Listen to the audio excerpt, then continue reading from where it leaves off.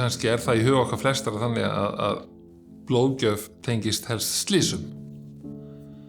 En það ekki þannig að ég þurfti sjálfur mjög mikið blóð.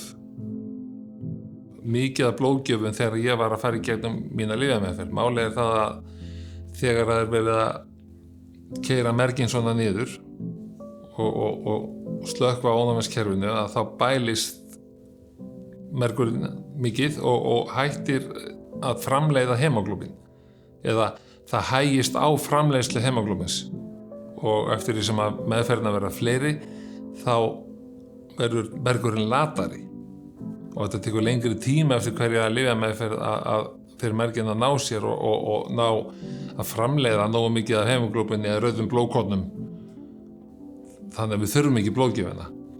Ég þurfti þegar mest var að fá kannski 2 poka 2 í viku ásamt blóðflögum. Eitt félagi minn sem að gangi inn og krabbamein núna og þar blóð, hann hefur oft áhyggjur af því að hans blóðflokkur sé ekki til. Það kannski verið að kalla eftir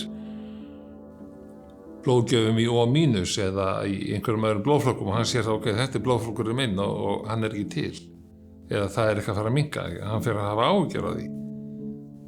En það alltaf eitthvað lágmark sem til í blóðbankanum, vissulega. En það mjög mikilvægt að gefa blóð. Blóðgjöf mjög góð gjöf fyrir alla.